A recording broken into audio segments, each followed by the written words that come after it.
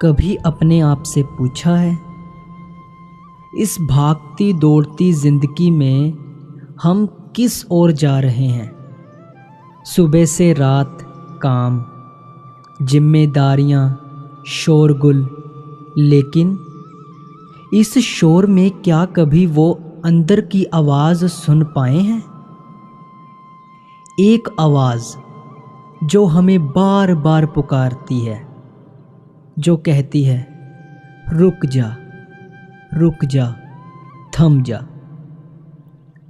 कुछ पल अपने प्रभु के साथ बैठ, अपने अंदर झांक, अपने उस सच्चे घर की ओर लौट चल।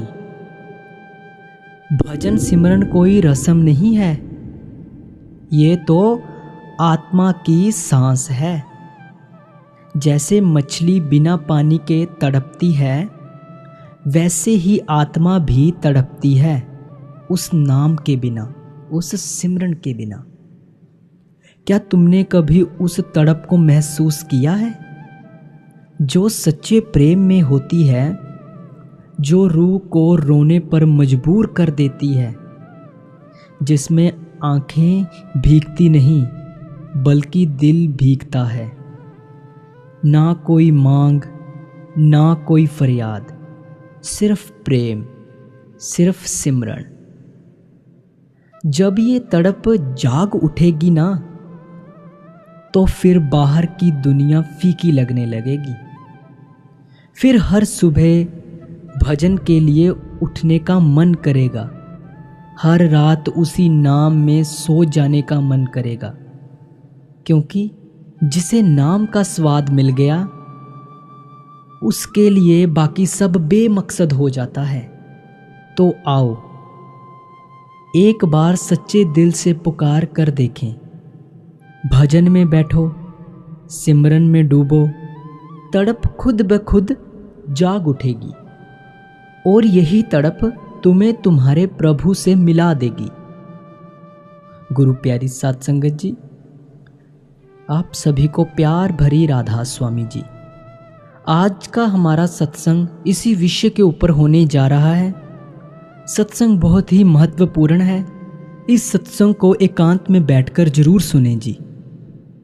संगत जियो, आज का सत्संग हम गुरु अमरदास जी महाराज जी की वाणी में से ले रहे हैं, और आज के सत्संग के वचन इस प्रकार हैं। आप बनाए ता सब किछ पाए, गुर शब्दी सच्ची लिव लाए। साध संगत जियो, गुरु अमरदास जी महाराज आज के इस सत्संग में क्या क्या फरमान दे रहे हैं संगत को, आइए हम पूरे श्रद्धा भाव से बैठकर एकांत में श्रवण करते हैं। एक एक तुक बड़ी खोलकर समझाई गई है, कृपया ध्यानपूर्वक सुनें। आप जी कहते हैं, यह तीसरी पातशाही श्री गुरु अमरदास जी महाराज जी की वाणी है। इस छोटे से शब्द में आप गुरमत यानी संतों महात्माओं की तालीम के बारे में बड़ी अच्छी तरह खोलकर समझा रहे हैं। यूँ तो किसी भी महात्मा की वाणी लेकर खुले दिल से खोज की जाए तो यही पता लगता है कि हर एक महात्मा का एक ही उपदेश है, एक ही संदेश है। दुनिया में कोई महात्मा कोई कौम तो बनाने के लिए नहीं आता या मजहब बनाने के लिए नहीं आता। महात्मा को एक ही उपदेश है, भक्ति करवाकर हमें देह के बंधनों से आज़ाद करवाकर परमात्मा के साथ मिलाने के लिए वो आते हैं। लेकिन ऐसे गुरुमुखों और भक्तों के जाने के बाद हम सांसारिक जीव बाहर मुखी हो जाते हैं। हम देखें कि हम कर्मकांड में भी फंस जाते हैं। उन महात्माओं के इतने ऊंचे और सच्चे उपदेश को छोटे छोटे दायरों में बंद करके कौमों और मजहबों, मुल्कों, शक्लों, पदार्थों की पता नहीं क्या क्या करने लग जाते हैं, और एक दूसरे के साथ लड़ना झगड़ना भी शुरू कर देते हैं। हम किस लिए ऐसा करते हैं? कोई अपने पेट के लिए करता है, कोई अपनी मान वडियाई के खातिर करता है। आप समझाते हैं कि हमारी आत्मा उस परमात्मा की अंश है, हम उस सतनाम समुद्र की एक बूंद हैं। उस कुल मालिक से बिछुड़कर इस माया के जाल में फंसे हुए हैं। मन के अधीन होकर जो जो कर्म करते हैं, हम कभी अच्छे भी करते हैं, बुरे भी करते हैं, उनके कारण हमारी आत्मा को बार बार इस 84 के जेल खाने में आना पड़ता है। ना अच्छे कर्म करके देह के बंधनों से बच सकते हैं, ना बुरे कर्मों के कारण कभी हमारा 84 के दुखों से छुटकारा हो सकता है। इन कर्मों के कारण जिस जगह भी जाकर जन्म लेते हैं, हमें दुख ही दुख, मुसीबतें ही मुसीबतें सहनी पड़ती हैं। किसी भी जामे में हम सुख हासिल नहीं कर सकते, कभी शांति भी प्राप्त नहीं कर सकते। अगर इंसान का जामा प्राप्त करके जिसे महात्मा टॉप ऑफ द क्रिएशन, सृष्टि का सरताज कहकर समझाते हैं, हमारे ये हालत और दुर्दशा है कि रोटी कपड़े के लिए तड़पते और तरसते फिरते हैं, तो और किस जामे में हम सुख हासिल कर सकते हैं। इसलिए महात्मा हमें यही उपदेश देते हैं कि जब तक हमारी आत्मा वापस जाकर उस परमात्मा के साथ नहीं मिली, इसका देह के बंधनों से, जन्म मरण के दुखों से कभी छुटकारा हो ही नहीं सकता। इसलिए हर एक जीव को परमात्मा की खोज है। हम सभी सांसारिक जीव अपनी अपनी बुद्धि के अनुसार हजारों ही युक्तियों और तरीकों से उस परमात्मा को ढूंढने की कोशिश करते हैं। जप तप भी करते हैं, पूजा पाठ भी करते हैं, दान पुण्य भी करते हैं, घर बार छोड़कर जंगलों पहाड़ों में छिपकर बैठ जाते हैं। कोई परमात्मा को मंदिरों मस्जिदों गुरुद्वारा में ढूंढता है, कोई ग्रंथों पोथियों में, कोई हिमालय पर्वत में खोज करने में लगा हुआ है, ना जाने क्या क्या कर रहा है। गुरु साहिब समझाते हैं भाई कि वह परमात्मा कहीं बाहर नहीं है। किन चक्करों में पड़े हो आप? वह हमारे शरीर के अंदर है। अगर कोई प्रयोगशाला है जिसके अंदर जाकर हम मालिक की खोज कर सकते हैं, तो वह केवल हमारा शरीर है, हमारी देह है। आज तक बाहर ना किसी को कुछ मिला है, ना ही भाई मिल सकता है। हजरत ईसा फरमाते हैं कि मालिक की दरगाह, मालिक के रहने की जगह तेरे अंदर है। यही गुरु अमरदास जी समझाते हैं, सदा हजूर दूर ना जानो, देख रचना जिन रचाई। जिस परमात्मा ने भाई दुनिया की ये सारी रचना पैदा की है, वह हमसे कहीं दूर नहीं है। वह 24 घंटे हमारे साथ है, हमारे शरीर और हमारी देह के अंदर बैठा हुआ है। गुरु अमरदास जी समझाते हैं, काया अंदर जग जीवन दाता, बसे सबना करे प्रतिपाला। वह परमात्मा जिसने सारे जग को जीवन दिया है, सबका दाता है, सबका बादशाह है, जो सबकी संभाल करता है, पालन पोषण करता है, वह परमात्मा इस काया के अंदर बैठा हुआ है। कबीर साहिब भी हमें यही समझाते हैं, ज्यों तलमाही तेल है, ज्यों चकमक में आग, तेरा साईं तुझ में जाग सके तो जाग। भाई जिस तरह तिलों में तेल होता है, पत्थर के अंदर अग्नि होती है, इसी तरह जिस परमात्मा की तू खोज कर रहा है, वह तेरे शरीर के अंदर है। अगर कोई चीज़ हमारे घर में खो जाए तो हम घर के अंदर खोज करके उसे पा सकते हैं। अगर बाहर जाकर सड़कों पर खोज करनी शुरू कर दें तो हम उस खोई हुई चीज़ को किस तरह प्राप्त कर सकते हैं। गुरु अमरदास जी कहते हैं, गुरमुख होवे सो काया खोजे, होर सब परम पुलाई। कि जो गुरुमुख लोग हैं, मालिक के भक्त और प्यारे हैं, वे हमेशा शरीर या देह के अंदर परमात्मा की खोज करते हैं। बाकी सब दुनिया के जीव कर्मकांड में उलझे हुए हैं, बाहर मुखी हुए बैठे हैं। अब मन में विचार उठता है कि अगर परमात्मा हमारे सब के अंदर है तो हमें दिखाई क्यों नहीं देता। हम आंखें बंद करते हैं तो हमें अपने अंदर अंधेरा ही अंधेरा दिखाई देता है। गुरु साहिब फरमाते हैं, आप बनाए तां सब किछ पाए, कि वह परमात्मा तो पत्ते पत्ते कण कण में व्यापत है। चोरों, ठगों, साधु संतों, महात्माओं सभी के अंदर है। लेकिन जब तक हम अंदर जाकर अपने आप की रुकावट दूर नहीं करते, उस परमात्मा के अंदर मौजूद होते हुए भी हम उसे पा नहीं सकते। ये अपने आप की रुकावट क्या है? ये खुदी, हमें, मैं, मेरी, ये अहंकार की रुकावट है। जब तक यह रुकावट दूर नहीं करते, उस परमात्मा के हमारे अंदर होते हुए भी हम कभी उसके साथ मिलाप नहीं कर सकते। गुरु अमरदास जी फरमाते हैं, हर जीव सच्चा ऊंचो ऊंचा, हौ में मार मिलावणिया। वह परमात्मा सच्चा है, पवित्र है, सचखंड का रहने वाला है, पर हौमे मार मिलावणिया। जब तक हम हौमे की बीमारी को अपने अंदर से दूर नहीं करते, हम कभी उस परमात्मा को पा नहीं सकते। ये हौमे क्या है? जो हम सारा दिन सोचते हैं कि मेरी कौम है, मेरा मजहब है, मेरा मुल्क है, मेरी औलाद है, मेरी जायदाद, जिन चीज़ों को सारा दिन मेरा मेरा कहते रहते हैं, वास्तव में ये सब कुछ उस परमात्मा का है।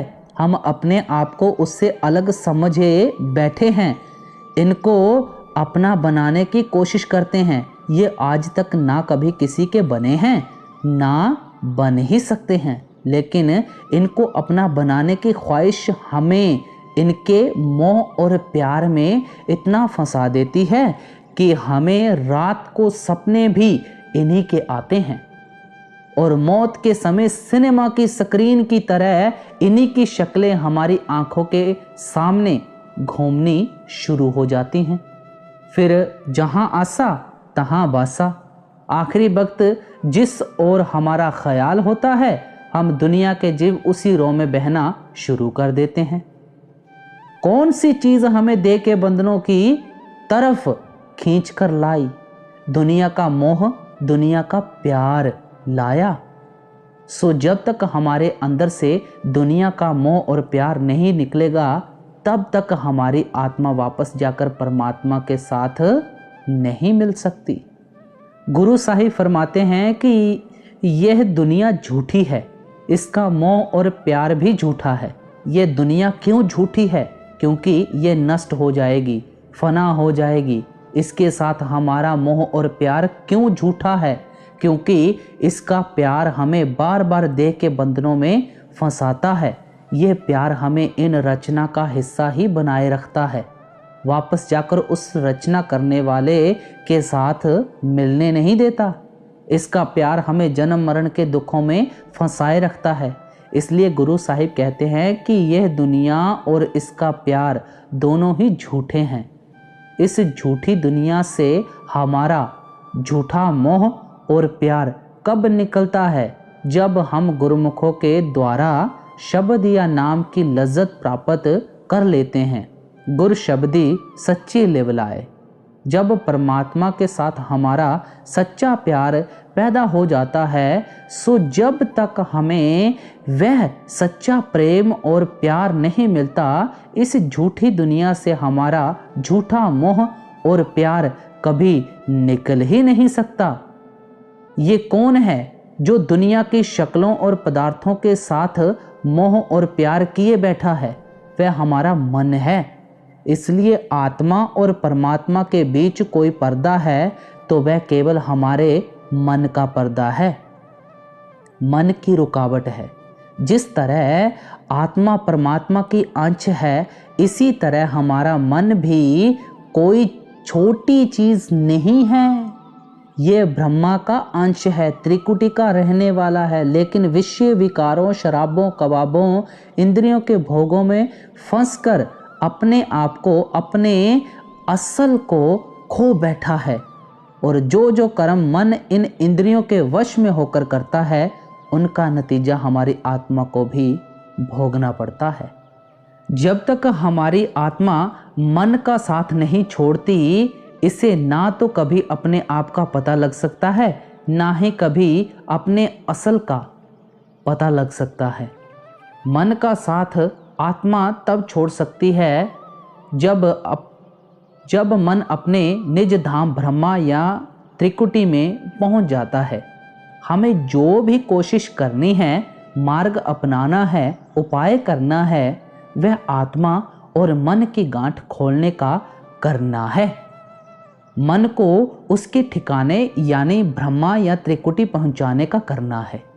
दुनिया के जीव हजारों ही युक्तियों और तरीकों से मन को वश में करने की कोशिश करते हैं। जप तप करते हैं, पूजा पाठ करते हैं, दान पुण्य करते हैं, घर बार छोड़कर जंगलों और पहाड़ों में छिपकर बैठ जाते हैं। हठ कर्मों और संयम के द्वारा जबरदस्ती मन को दुनिया से निकालने की, दुनिया से उदासीन करने की कोशिश करते हैं। आगे जाकर हमारा मन कहीं जुड़ता नहीं, वापस आकर दुनिया में भटकना शुरू कर देता है। महात्मा समझाते हैं कि जबरदस्ती मन को वश में करना इसी प्रकार है जिस प्रकार सुलगते हुए कोयलों को राख के नीचे दबा देना। देखने में लगता है कि आग बुझी हुई है, पर जब भोगों की आंधी उठती है, विषय विकारों की लहरें उठती हैं, वह सारी राख उड़ जाती है और सुलगते हुए कोयले फिर धधक उठते हैं। हुजूर महाराज जी समझाया करते थे कि जबरदस्ती मन को वश में करना इसी तरह है जिस तरह एक सांप को पिटारी में बंद कर लेना है या एक बदमाश को पुलिस के हवाले कर देना है। जब तक सांप पिटारी में बंद है, हम उसके डंक से बचे हुए हैं। इसी तरह जब तक बदमाश पुलिस की हिरासत में रहता है, तब तक हम उसकी शरारतों से बचे रहते हैं। लेकिन जब पुलिस उसको छोड़ देती है, वह फिर वही शरारतें शुरू कर देता है। अगर हम उसे पुलिस के हवाले करने के बजाय समझा बुझाकर भला और नेक इंसान बना लें तो सदा के लिए उसकी शरारतों से बच जाते हैं। गुरु नानक साहिब कहते हैं कि हठ कर्मों के द्वारा, अनुशासन और नियम के द्वारा हम थोड़ी देर का आराम या राहत ज़रूर हासिल कर लेते हैं और अपने मन पर हावी हो जाते हैं। लेकिन जब मन फिर जोर मारता है तो उसी तरह उंगलियों पर नचाने लगता है। अगर मन को वश में करना है तो हमें पहले इसकी आदत और इसके स्वभाव के बारे में जान लेना चाहिए। हम देखते हैं कि हमारा मन लज्जत का आशिक है, एक चीज़ से प्यार करता है। अगर एक चीज़ से बढ़कर कोई दूसरी चीज़ इसे अच्छी दिखाई देती है तो हमारा मन पहली को छोड़कर दूसरे के पीछे भागना शुरू कर देता है।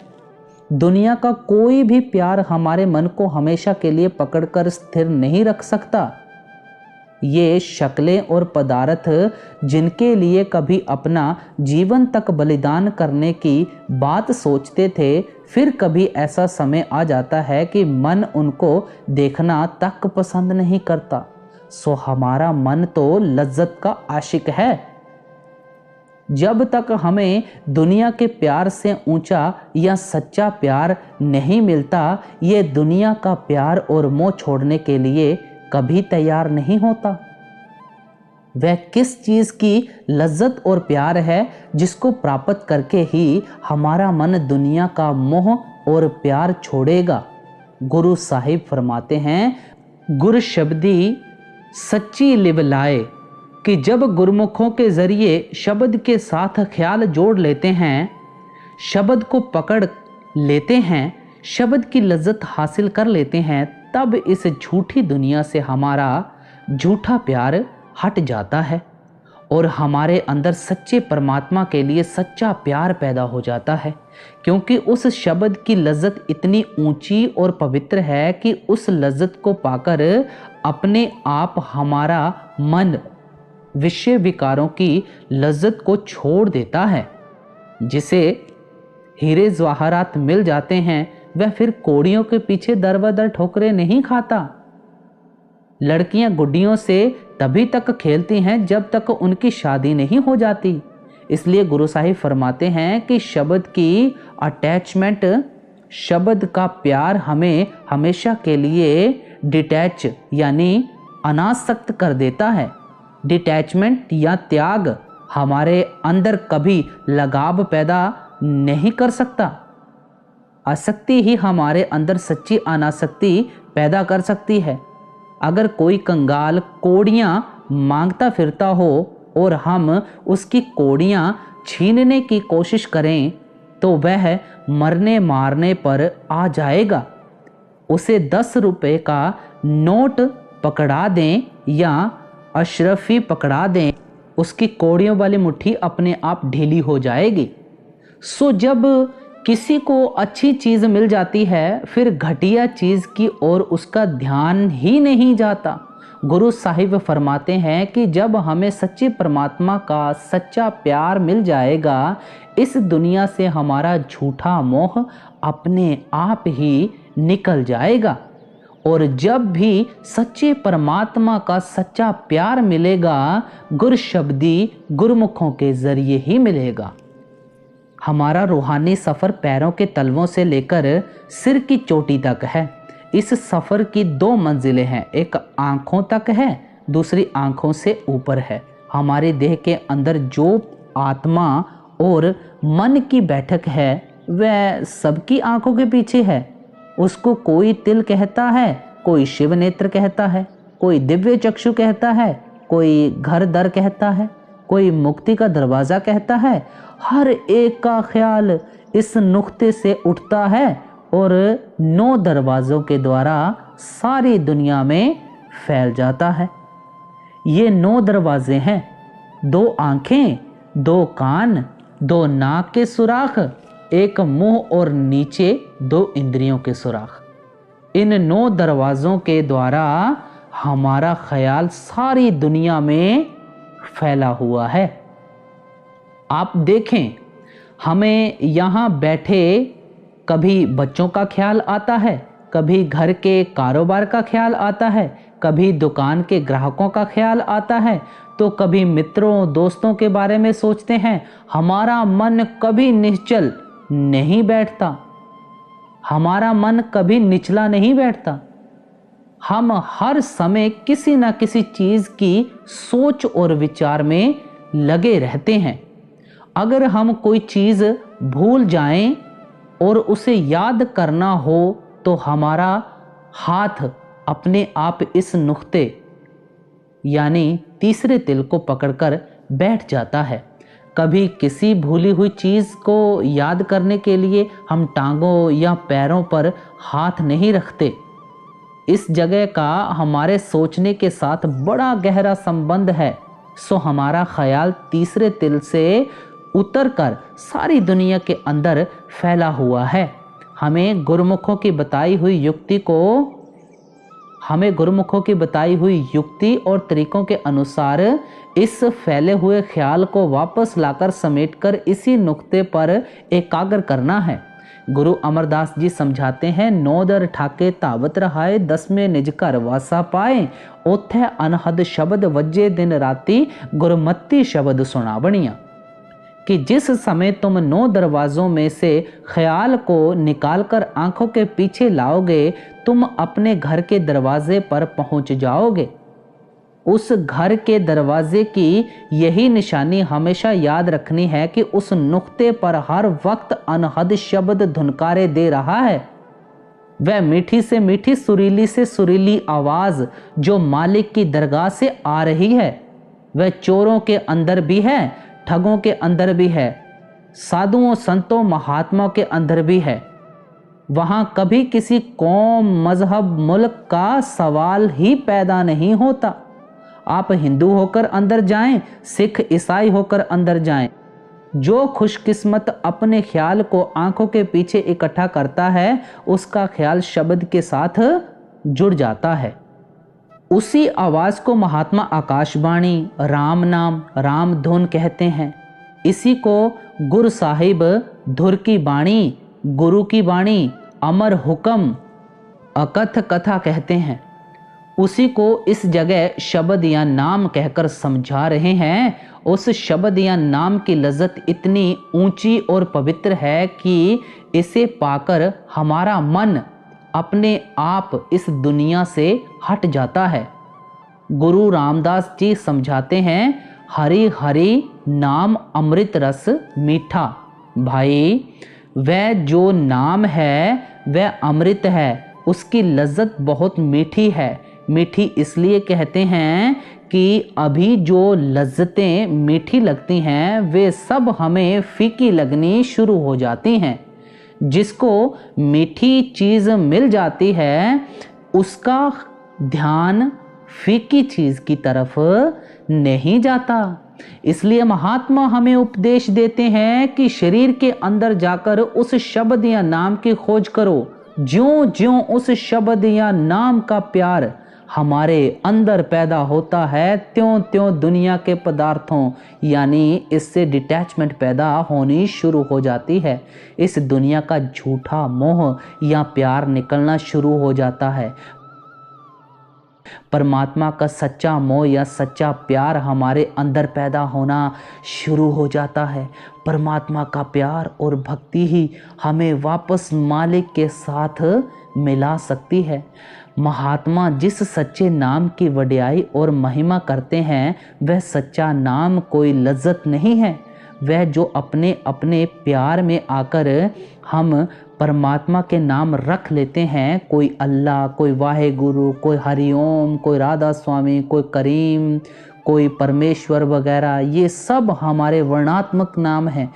पहले तो कितने ही देश हैं, एक एक देश की कितनी ही बोलियां हैं और हर एक बोली में कई कई लफ्ज़ों और शब्दों के साथ दिन रात मालिक को याद किया जाता है। सो ये जितने भी हमारे लफ्ज़ हैं ये सब लिखने, पढ़ने और बोलने में आ जाते हैं। लेकिन जिस नाम की महात्मा महिमा करते हैं वह सच्चा नाम है। वह ना आँखों से देखा जा सकता है, ना कानों से सुना जा सकता है, ना ज़ुबान से बयान किया जा सकता है। जिसको हुजूर महाराज जी अनरिटन लॉ, अनस्पोकन लैंग्वेज, अनलिखित कानून और अनबोली भाषा कहकर बयान किया करते थे। गुरु अंगद साहिब अपनी बाणी में उस नाम की महिमा इस प्रकार करते हैं, अखी वाजो वेखना बिन कन्ना सुनना, पैरा वाजों चलना बिन हत्था करना, जीबे वाजों बोलना इयो जीवत मरना, नानक हुक्म पहचान के तव खस्मे मिलना। कि तुम उस शब्द या नाम को पकड़कर अपने खस्म यानी परमात्मा से मिल सकते हो, जिस शब्द को ना कभी हमारी आंखें देखती हैं, ना कभी ज़बान उसको बयान करती है, ना कभी कान सुनते हैं, ना हाथ और पैर लेकर वहाँ पर पहुँच सकते हैं। और जिस चीज़ को गुरु साहिब समझाते हैं कि तुम जीते जी मरकर ही प्राप्त कर सकते हो। जीते जी मरकर प्राप्त करने का क्या मतलब है? जिस समय मौत आती है सबसे पहले हमारे पैर ठंडे होते हैं, फिर टांगें, फिर धड़ ठंडा होता है। अभी हमारे अंदर प्राण भी होते हैं और कई बार हमें होश भी होता है। जब हमारी आत्मा आंखों तक आ जाती है फिर ये शरीर को छोड़कर एक तरफ हो जाती है। हम कह देते हैं कि मर गया, ज्योति ज्योत समा गई। इसी तरह हमें अपने ख्याल को समेटकर आंखों के पीछे इकट्ठा करना है और जीते जी मरने की आदत डालनी है। बाइबल में लिखा है मरना सीखो ताकि तुम जीना शुरू कर सको। यानी पहले मरना सीखो जिससे तुम्हें सदा के लिए जीवित रहने की समझ आ जाए। यही जीते जी मरना है। मुसलमान फ़कीर कहते हैं मुतु कवल अंत मुतु, कि मौत से पहले मरो। गुरु साहिब फरमाते हैं कि इस मरने का मतलब है कि अपने ख्याल को 9 दरवाज़ों से निकालकर आँखों के पीछे इकट्ठा करना। जब ख्याल आँखों के पीछे इकट्ठा होता है फिर उस सच्चे शब्द की समझ आती है, फिर उस सच्चे शब्द या सच्चे नाम के साथ हमारा ख्याल जुड़ता है।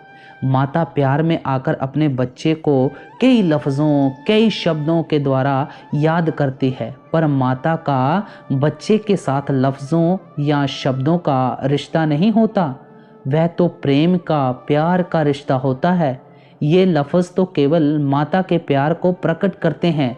माता किसी भी लफ्ज़ द्वारा बच्चे के लिए अपने प्यार को प्रकट कर सकती है। इसी तरह मालिक के भक्तों और प्यारों ने अपने अपने प्यार से परमात्मा या मालिक को कितने ही लफ्ज़ों से याद किया है।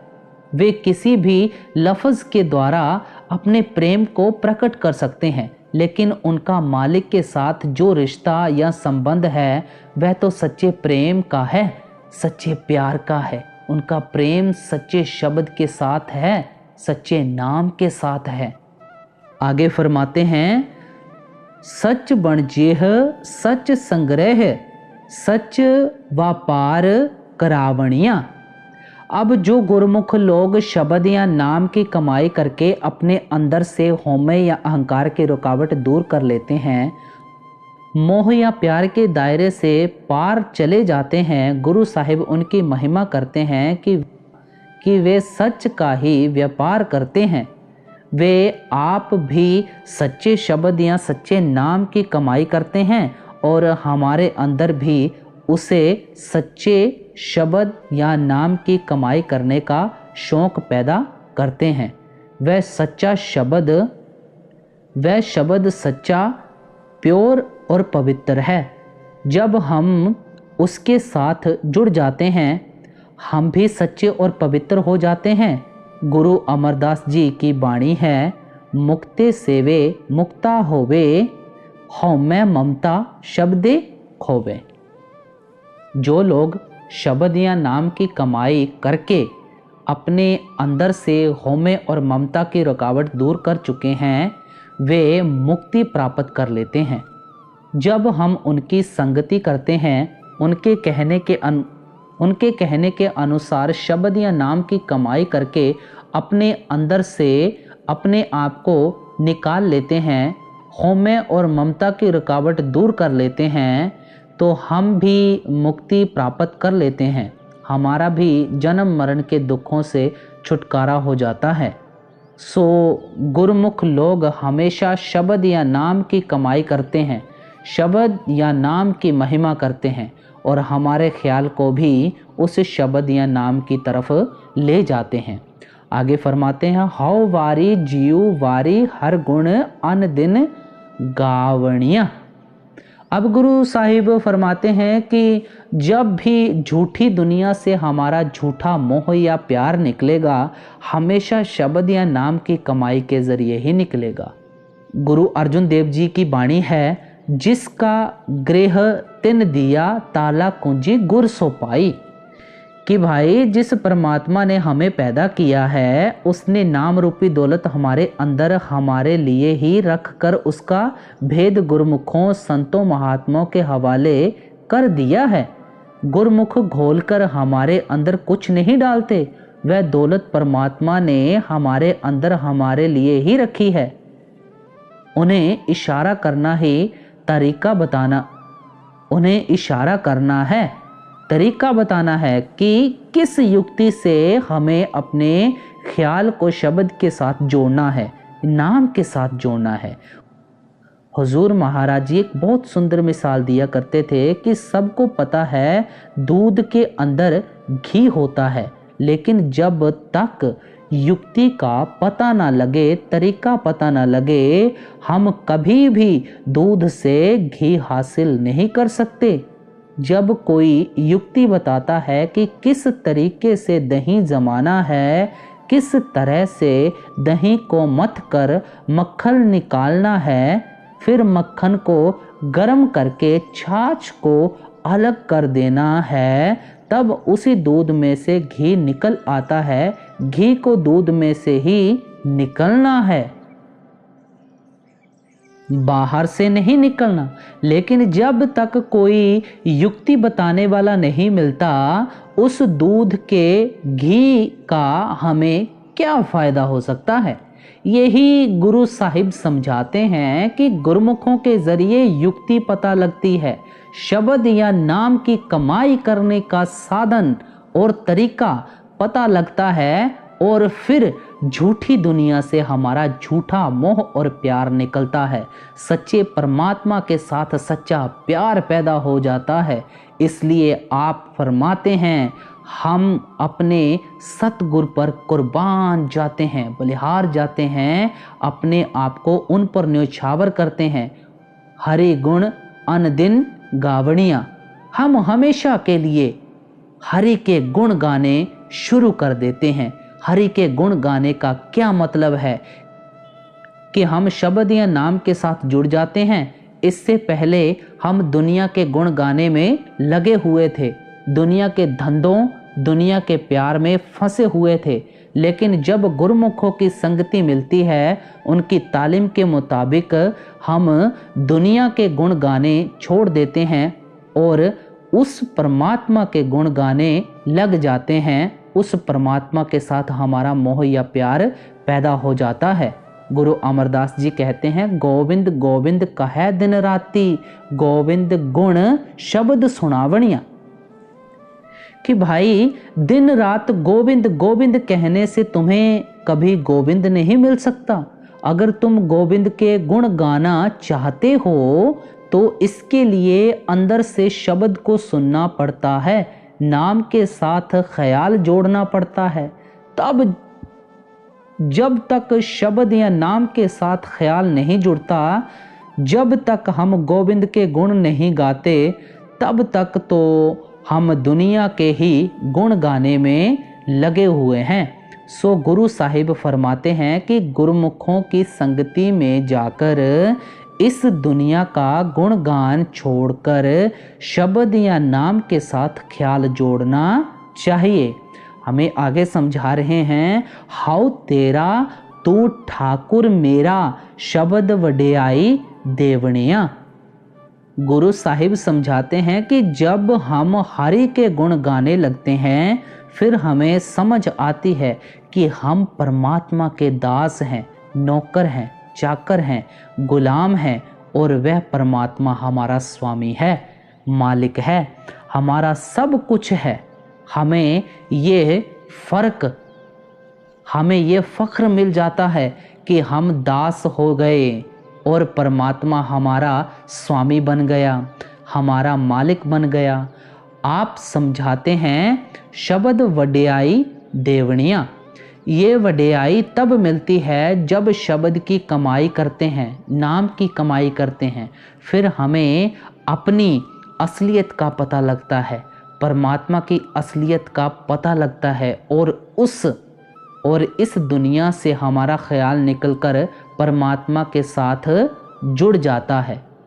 गुरु साहिब समझाते हैं कि जब भी हमें ये फ़ख्र हासिल होगा, केवल शब्द की कमाई करके, नाम की कमाई करके ही प्राप्त होगा। शब्द की कमाई के द्वारा ही हमारा ख्याल दुनिया के मोह या प्यार से निकलेगा और हम अपने आप को परमात्मा के चाकर और दास समझने लगेंगे, परमात्मा के आज्ञाकारी सेवक समझने लगेंगे। आगे समझाते हैं, वेला वक्त सब सुहाया, जिस सच्चा मेरे मन पाया। अब गुरु साहिब फरमाते हैं कि आम तौर पर हम जब भी दुनिया का कोई काम शुरू करते हैं तो हम सोचते हैं कि कौन सी घड़ी शुभ है, कौन सा मुहूर्त अच्छा है, कौन सा समय ठीक है, ताकि शुभ वक्त ही कोई काम आरंभ किया जाए।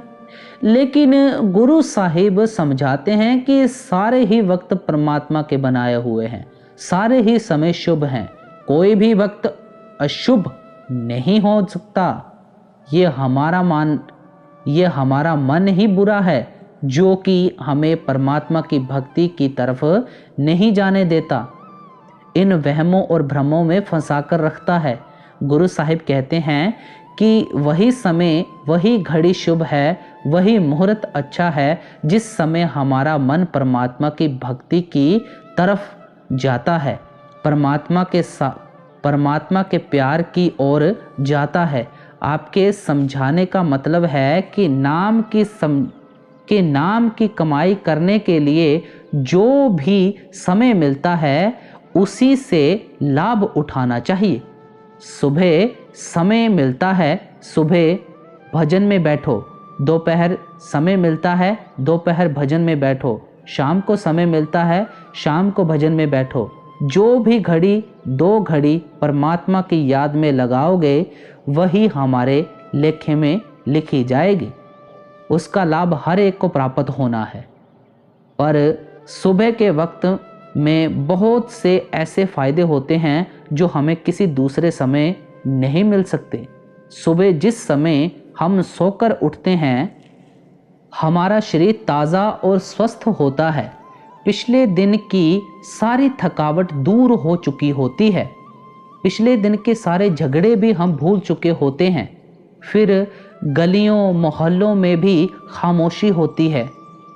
घर के अंदर भी बच्चे सोए रहते हैं। ना किसी मेहमान के आने का खतरा होता है, ना किसी टेलीफोन के आने का डर। फिर जब हम दिन शुरू करने लगे हैं तो क्यों ना मालिक का नाम लेकर शुरू करें, ताकि उसका सुरूर और खुशी सारा दिन हमारे साथ रहे और हम उस खुशी और आनंद में अपना सारा दिन व्यतीत करें। अगर दोपहर को भजन में बैठोगे तो गलियों मोहल्लों में शोर शुरू हो जाता है। उस समय कोई ना कोई दोस्त पास आकर बैठ जाएगा। फिर बच्चों का काम काज करना है, दुकानों का काम काज करना है, चौके चूल्हे का भी काम काज करना है। वह समय हम अपनी इच्छा के अनुसार नहीं निकाल सकते। अगर शाम को भजन में बैठेंगे तो सारा दिन काम काज करके शरीर थका हुआ होता है, जल्दी नींद आ जाती है। फिर सारे दिन के झगड़े आंखों के सामने आ जाते हैं। जो काम सुबह घंटे 2 घंटे में बनता, जो काम सुबह घंटे 2 घंटे में बनना था, शाम को उसी के लिए 3-4 घंटे चाहिए। और इतना समय किसके पास होता है? इसलिए महात्मा कहते हैं कि सवेरे अमृत वेले भजन के लिए बैठना चाहिए। लेकिन अगर सुबह समय नहीं मिलता तो इसका ये मतलब नहीं कि परमात्मा की भक्ति के लिए कोई और समय है ही नहीं। गुरु साहिब हमारे मन को इन भ्रमों और संकल्पों से निकालते हैं कि वही घड़ी, वही मुहूर्त, वही वेला और वही समय शुभ है जिस समय हमारा मन परमात्मा की भक्ति की तरफ जाता है, शब्द या नाम की कमाई की तरफ जाता है। सच्चे सेविये सच वड्याई, गुर कृपा ते सच पावनिया। आप समझाते हैं कि वह परमात्मा सच्चा और पवित्र है। वह कभी जन्म मरण के दुखों में नहीं आता। जो कुछ हम आँखों से देखते हैं सब नष्ट हो जाएगा, फना हो जाएगा। पर इसको पैदा करने वाला वह अकाल पुरुष परमेश्वर परमात्मा कभी नष्ट और फना नहीं होता। जपजी साहिब की पहली पौड़ी में आता है, आद सच जुगाद सच, है भी सच नानक होसी भी सच। सच का मतलब है जो कभी नष्ट नहीं होता, फना नहीं होता। गुरु नानक साहिब फरमाते हैं, सबसे पहले वह परमात्मा था, सब कुछ उस परमात्मा ने पैदा किया है। जो कुछ भी आंखों से देखते हैं वह सब कुछ नाश और फना हो जाएगा, लेकिन इसको पैदा करने वाला वह परमात्मा कभी नाश और फना नहीं होता। वह सतयुग में भी था, त्रेता और द्वापर में भी था, अब भी है, आगे भी वही परमात्मा रहेगा। ये नहीं कि पहले गद्दी किसी और के पास थी और आगे किसी और के पास चली जाएगी।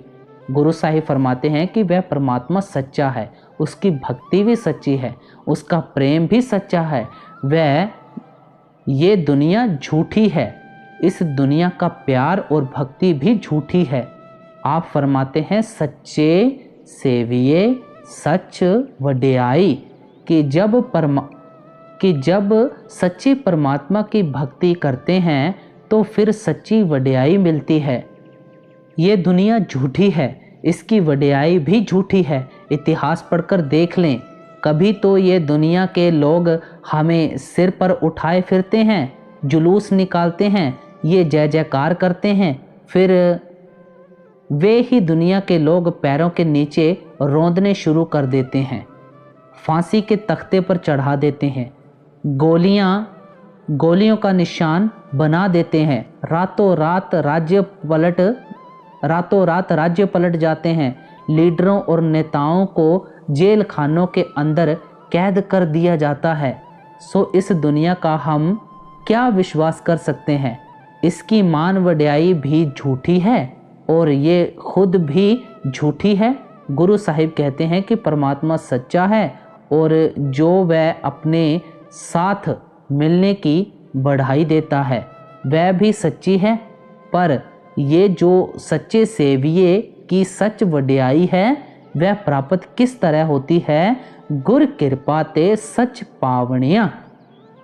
जब हमारे ऊपर गुरमुखों की कृपा और बख्शीश हो जाती है, जब वे हमारे ख्याल को उस शब्द या नाम के साथ जोड़ देते हैं, तब ही हम सच्चे परमात्मा की सच्ची वड्याई हासिल करने के काबिल होते हैं।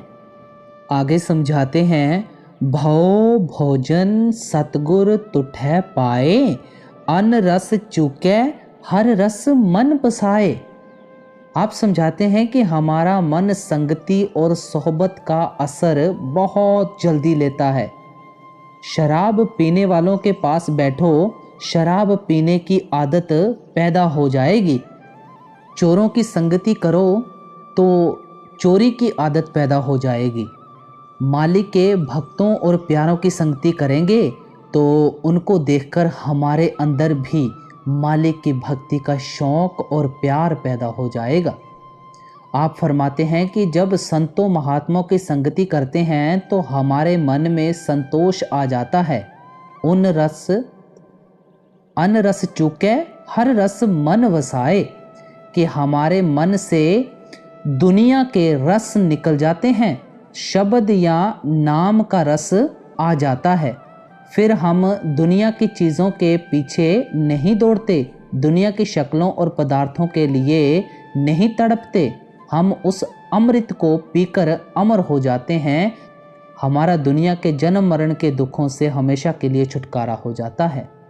आगे समझाते हैं, सच संतोख सहज सुख वाणी, पूरे गुरते पावनिया। फरमाते हैं कि जिस वक्त हम गुरमुखों की संगति में आकर उस नाम के रस को पीने लग जाते हैं, फिर हमारा उस वाणी के साथ ख्याल जुड़ जाता है। कौन सी वाणी के साथ? जो सच है, जो कभी नाश या फना नहीं होती, जिसने सारी दुनिया की रचना की है, जिस वाणी के आधार पर सारे खंड ब्रह्मांड खड़े हैं, वह वाणी कैसी है? संतोख। कि अभी जो मन में भटकन लगी हुई है, तड़प लगी हुई है, जब उस वाणी के साथ हमारा मन जुड़ जाता है तो मन में संतोष और सब्र आ जाता है। फिर फरमाते हैं सहज, कि उस वाणी को पकड़कर ही सहज अवस्था प्राप्त होती है। हम मन और माया के दायरे के पार चले जाते हैं। वह वाणी सुख देने वाली है। जब तक हमारा ख्याल दुनिया के साथ जुड़ा हुआ है, हम दुखों और मुसीबतों में फंसे हुए हैं। जब उस वाणी के साथ ख्याल जुड़ जाता है तो सुख हासिल कर लेते हैं, शांति प्राप्त कर लेते हैं। ये कौन सी वाणी है जिसकी गुरु साहिब इतनी वड्याई करते हैं, महिमा करते हैं? जिस वाणी ने दुनिया की रचना की है, जिसके आधार पर खंड ब्रह्मांड खड़े हैं, जो वाणी हमारे सबके अंदर है, जो दिन रात सबके अंदर धुनकारे दे रही है, वह चोरों, ठगों, साधुओं, संतों, महात्माओं सबके अंदर है। वहाँ किसी कौम, मजहब और मुल्क का सवाल ही पैदा नहीं होता।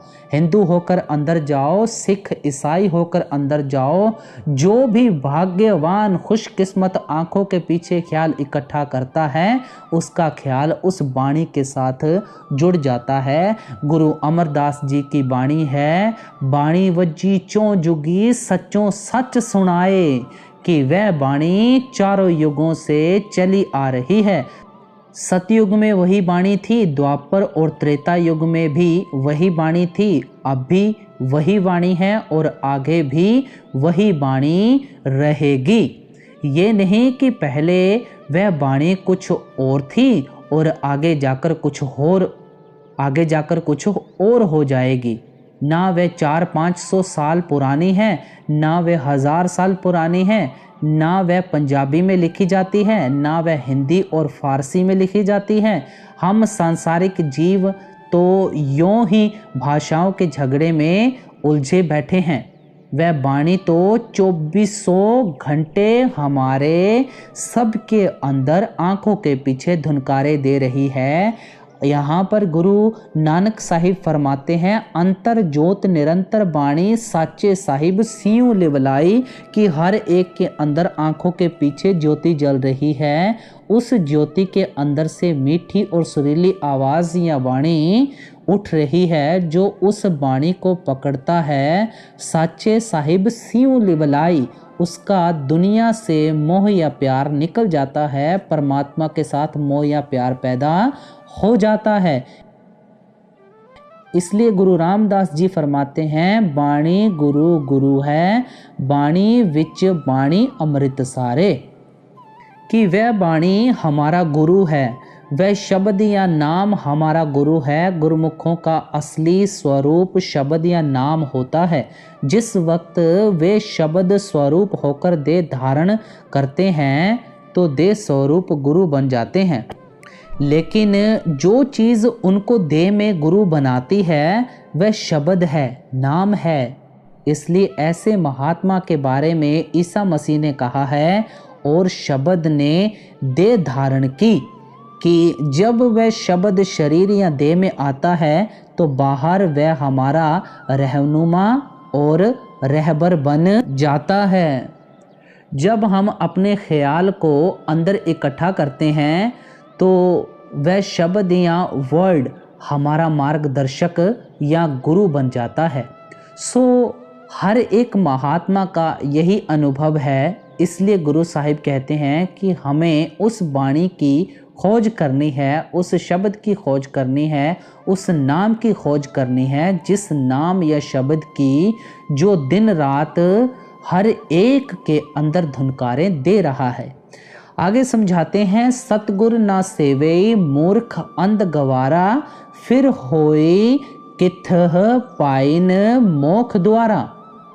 आप समझाते हैं कि दुनिया के अंदर दो प्रकार के इंसान हैं, एक गुरमुख है, दूसरे मनमुख हैं।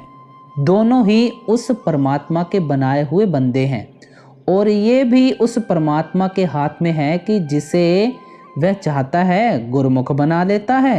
महानता किनकी है? केवल गुरमुखों की है। आप गुरमुख किसको कहते हैं? जो अपने अंतर में उस वाणी के साथ ख्याल जोड़े हुए हैं, शब्द के साथ ख्याल जोड़े हुए हैं। आप फरमाते हैं, सतगुर ना सेवे मूर्ख अंध गवारा। जो गुरमुखों की संगति नहीं करते, उनके उपदेश के अनुसार शब्द या नाम की कमाई नहीं करते, उनकी क्या हालत है? वे मूर्ख अंधे हैं। वे मूर्ख हैं, अंधे हैं, गवार हैं। क्यों अंधे हैं? क्योंकि परमात्मा ने आंखें भी दी हैं, पर उन्होंने उस चीज़ को अंदर देखा ही नहीं, हासिल ही नहीं किया। एक तो हम आंखों से अंधे हुए बैठे हैं, दूसरे अंधेरे में फंसे हुए हैं, रास्ता दिखाई नहीं देता, अकेला घबरा रहे हैं, और फिर सिर पर पापों का बोझा उठाया हुआ है, अंधकार में भटकते फिर रहे हैं। आप फरमाते हैं, फिर होई किथे पायन मोख द्वारा, कि जब वे खुद ही अज्ञानता के अंधेरे में फंसे हुए हैं, मुक्ति किस तरह प्राप्त हो सकती है? गुरु अमरदास जी की वाणी है, विष्टा के कीड़े विष्टा कमाए, फिर विष्टा में पचावणियाँ। कि हम गंदगी के कीड़े हैं, गंदगी में ही पैदा होते हैं, गंदगी से ही प्यार करते हैं, गंदगी ही खाते हैं, उसी गंदगी में मर जाते हैं और उसी गंदगी में फिर से पैदा हो जाते हैं। सो आप उपदेश देते हैं कि हमें किसी गुरुमुख की संगति और सोबत करके उस शब्द की लज्जत हासिल करनी चाहिए, नाम की लज्जत हासिल करनी चाहिए। आगे फरमाते हैं, मर मर जम्मे फिर आवे, जम दर चोटा खावणियाँ। उन मनमुखों की हालत बयान करते हैं कि वे बार बार मरते हैं और बार बार पैदा होते हैं। हर मौत के बाद उनको धर्मराज के सामने पेश किया जाता है। उनके कर्मों, इच्छाओं, करतूतों, आशाओं और तृष्णाओं के अनुसार जिस जगह वह ठीक समझता है उनको जन्म दे देता है। एक देह के बंधनों से तो बड़ी मुश्किल से छुटकारा हासिल करते हैं, दूसरी देह का कलबूत उनके लिए पहले ही तैयार खड़ा किया होता है। उस कलबूत के अंदर अभी पैदा ही होते हैं कि मौत फिर से आंखों के सामने आकर खड़ी हो जाती है। 10 नंबरियों की तरह हथकड़ी लगी ही रहती है, बार बार जन्म मरण के दुखों में जाना पड़ता है। कहते हैं जम दर चोटा खावणियाँ, यमदूतों के हाथों चोटें खानी पड़ती हैं, दुख और मुसीबतें झेलनी पड़ती हैं। आगे फरमाते हैं, शब्द साध जाने ता आप पछाणे, निर्मल बाणी शब्द बखाने। अब फरमाते हैं कि जब तक हम अपने आप को पहचानने के काबिल नहीं बनते, हम कभी उस परमात्मा को भी पहचानने के काबिल नहीं बन सकते। अपने आप को कब पहचानते हैं? जब मन और माया के दायरे से पार चले जाते हैं, जब हमारी आत्मा से सब गंदे गंदे गिलाफ उतर जाते हैं, फिर कहीं जाकर हमें अपने आप का पता लगता है। गुरु अमरदास जी फरमाते हैं, जिन अंतर शब्द आप पछाणे, गतमित तिन्ही पाई। जो अपने अंदर शब्द को पकड़कर अपने आप को पहचानते हैं, असली गत मालिक से मिलने की असली युक्ति उनको ही प्राप्त होती है। गुरु साहिब के समझाने का भाव है कि हमें भी अपने आप को पहचानना चाहिए। अपने आपको हम गुरुमुखों के जरिए शब्द या अभ्यास करके, नाम की कमाई करके ही पहचान सकते हैं। आगे फरमाते हैं, सच्चे सेव सदा सुख पाएन, नौनिध नाम मन वसावणियाँ। जब हम अपने आप को पहचानने के योग्य बन जाते हैं तो फिर हम सच्चे परमात्मा की सेवा में लगते हैं, फिर हम उसकी भक्ति करते हैं, उसके साथ प्यार करते हैं। अभी तो हम झूठी दुनिया की सेवा में लगे हुए हैं, दुनिया की भक्ति और प्यार में लगे हुए हैं। जब भी हम सच्चे की सेवा में लगते हैं, शब्द या नाम की कमाई करके ही लगते हैं, फिर हम खुद भी शब्द या नाम की कमाई करते हैं और औरों में भी शब्द या नाम की कमाई करने का शौक पैदा करते हैं। आगे फरमाते हैं, सो थान सुहाया जो हर मन पाया, सत्संग बह हरि गुण गाया। अब जब हमारे मन में मालिक की भक्ति करने की चाह और प्रेम पैदा हो जाता है तो आमतौर पर हम सोचते हैं कि घर बार छोड़कर मंदिरों और गुरुद्वारों में जाकर भक्ति करें। अगर मन ज़रा और उत्साह दिखाता है तो सोचते हैं कि हिमालय पर्वत पर जाकर भक्ति करें और बाल बच्चों को त्याग दें। पर गुरु साहिब समझाते हैं कि परमात्मा की भक्ति के लिए कौन सी जगह अच्छी है। आप समझाते हैं कि सारी दुनिया उस मालिक ने बनाई है, उसने कोई जगह बुरी नहीं बनाई। हम ही अपने विचारों से किसी जगह को बुरी बना लेते हैं। इसलिए आप समझाते हैं कि जिस जगह भी हमारा मन लगता है उसी जगह परमात्मा की भक्ति करनी चाहिए और वही जगह हमारी भक्ति के लिए अच्छी है। जहाँ भक्ति का वातावरण हो वह कौन सी जगह है? गुरु साहिब समझाते हैं कि वह गुरुमुखों का सत्संग है, गुरुमुखों की संगति है और सोबत है। उसके आपके कहने का भाव है कि गुरुमुखों के सत्संग के द्वारा, गुरुमुखों की संगति और सोबत के द्वारा ही हमारा ख्याल परमात्मा की भक्ति की ओर जाता है। हम तीर्थों में, सत्संगों में, मंदिरों, मस्जिदों, गुरुद्वारों में इसलिए जाते हैं कि उन जगहों पर भक्ति का वातावरण बना हुआ है। हम भी उस वातावरण से लाभ उठाकर भक्ति करें। अगर हमें वहाँ जाकर वह वातावरण नहीं मिलता, वहाँ पशुओं की मंडियाँ ही लगती हैं, प्रचार और पब्लिसिटी के मंच ही बने हुए हैं, या चहल पहल और मौज मेले की जगह ही बनी हुई है, तो वहाँ जाकर हमारा मन किसी प्रकार एकाग्र हो सकता है? गुरु साहिब समझाते हैं कि कोई खास जगह परमात्मा की भक्ति के लिए नहीं है। सभी स्थान परमात्मा की भक्ति करने के योग्य हैं। हमें इन जगहों को भक्ति करने के योग्य बना लेना चाहिए। आगे फरमाते हैं, अन दिन हर सलाहे साचा निर्मल नाद वजावणिया। आप अंत की कड़ी में आ रहे हैं। आप समझाते हैं कि ऐसे गुरुमुखों की संगति और सोहबत में जाकर हम हमेशा के लिए हरि की सराहना करना शुरू कर देते हैं, मालिक के गुण गाना शुरू कर देते हैं, मालिक की वड्याई और महिमा आरंभ कर देते हैं। और फिर आप फरमाते हैं, निर्मल नाद वजावणिया, कि ऐसे वातावरण में रहकर हमारा ख्याल भी उस निर्मल नाद को सुनना शुरू कर देता है। वह निर्मल नाद हमारे अंदर भी धुनकारे देना शुरू कर देता है, हमारे अंदर भी शब्द खुल जाता है। ऐसी संगति में जाकर हम उस निर्मल नाद को सुनने लगते हैं, उस शब्द या नाम के साथ हमारा ख्याल जुड़ जाता है। अब आखिरली अंत की कड़ियों में समझा रहे हैं, मनमुख खोटी रस खोटा पसारा, कूड़ कमावण दुख लागे भारा, पर में भूल फिरन दिन राती, मर जन्म जन्म गवावणिया। गुरु साहिब ने पहले समझाया था कि दुनिया के अंदर दो प्रकार के इंसान हैं, एक गुरुमुख और एक मनमुख। पिछली तुकों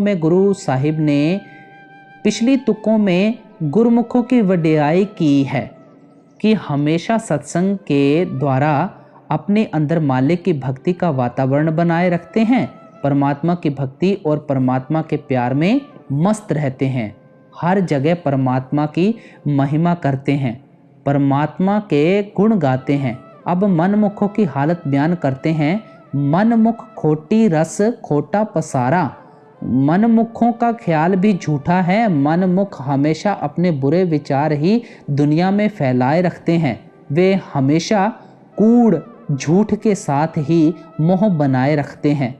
वे कूड़ में ही रहते हैं और हमेशा दुख और मुसीबतें सहते रहते हैं। वे इस दुनिया को अपना बनाने की कोशिश करते हैं। वे दुनिया तो आज तक किसी की नहीं बनी। बड़े बड़े राजा महाराजा, बड़े बड़े विजेता, बड़े बड़े डिटेक्टर इस दुनिया को अपनी बनाते बनाते चले गए। इस दुनिया ने उनका साथ नहीं दिया, तो हमारा साथ किस तरह दे सकती है?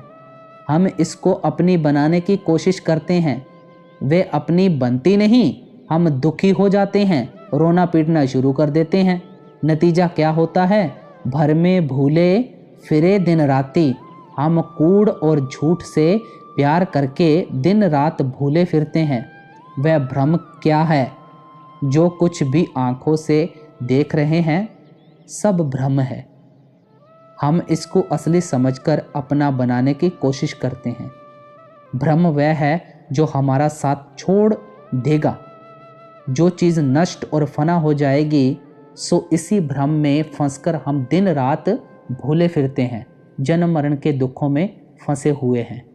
यहाँ भी दुखी रहते हैं और मौत के बाद भी दुख और मुसीबतें सहनी पड़ती हैं। अब लास्ट की तुक में समझाते हैं, सच्चा साहिब मैं अति प्यारा, पूरे गुर के शब्द आधारा, नानक नाम मिले वड्याई, दुख सुख सम कर।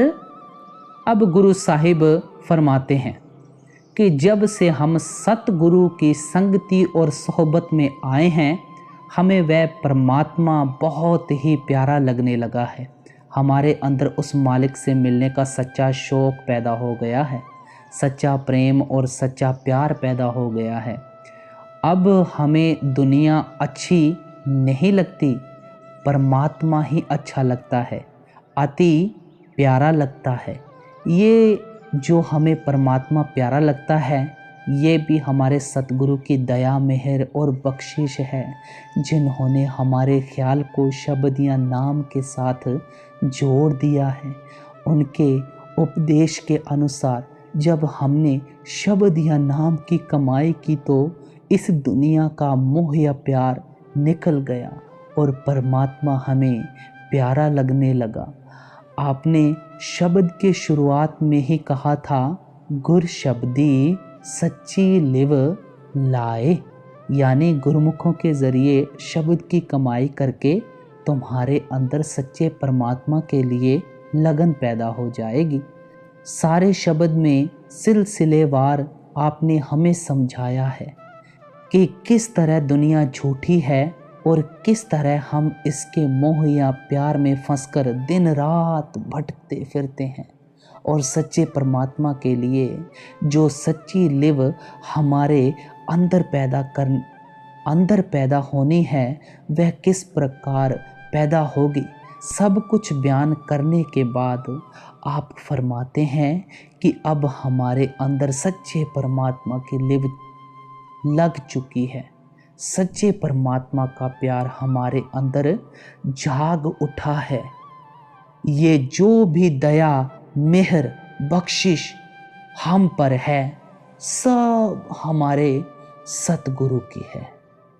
तो गुरु प्यारी साध संगत जियों, आज के सत्संग में देखिए, हमें गुरु साहिब ने बड़े ही तरीके से खोल खोल कर समझाया, हर एक तुक ले लेकर समझाया कि हमें क्या करना चाहिए, क्या नहीं करना चाहिए, और कैसे हमें भजन सिमरन की कमाई में लगना है, नाम की कमाई में लगना है, शब्द की कमाई में लगना है।